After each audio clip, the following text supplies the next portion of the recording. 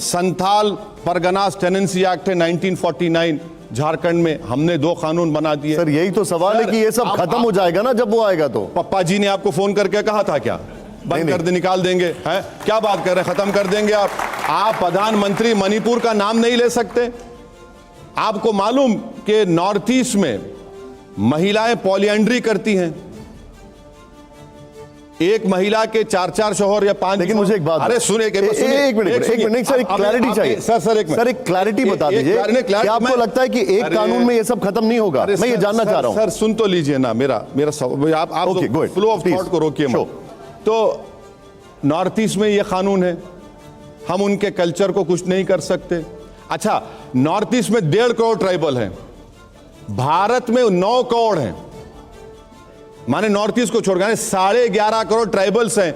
आप बात ही नहीं करते ट्राइबल्स के ऊपर, ट्राइबल्स के ऊपर बात क्यों नहीं करते आप लोग? मैं इनके खिलाफ, इन चीजों के खिलाफ नहीं हूं, ये हमारा कस्टम है, हमारा ट्रेडिशंस है, ये देश की खूबसूरती है ये।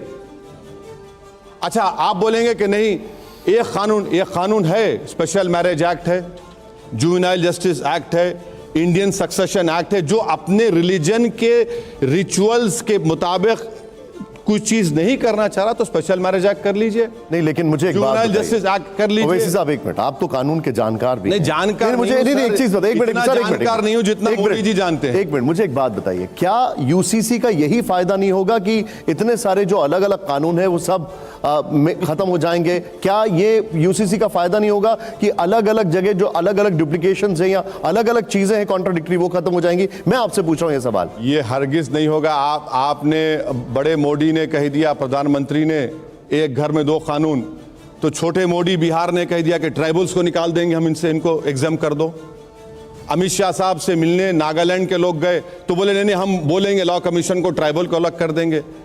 निशाने अब किसका है? यहां पर निशाना सिर्फ मुसलमान को बनाया जा रहा है।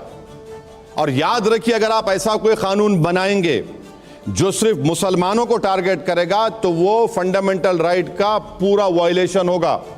आर्टिकल 14 का वायलेशन होगा, इक्वालिटी का, आर्टिकल 21 लाइफ का वायलेशन होगा, आर्टिकल 15 का वायलेशन होगा। डिस्क्रिमिनेशन कर रहे हैं आप। मेरा सवाल है ये, आदिवासियों का आपने जिक्र किया, क्या उसके लिए ग्रुप ऑफ मिनिस्टर्स नहीं बनाया गया है? क्या लॉ कमीशन उसके लिए सुझाव नहीं मान रहा है? ऑफिशियल तौर पर किरण रिजिजू को बनाया गया है।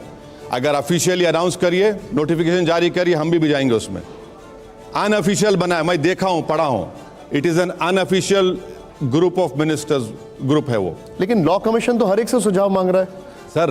अच्छा, लॉ कमीशन होता है ना, लॉ कमीशन 21वां लॉ कमीशन में जस्टिस चौहान ने बात कही कि अगर यूनिफॉर्मिटी के नाम पर अगर किसी को थोपा जाएगा तो भारत की टेरिटोरियल इंटीग्रिटी को थ्रेट होगा। अब आप सुनिए, अगर हम ये बात बोलते तो बोले ओवैसी दंगे कराना चाहता है, ओवैसी देशद्रोही है।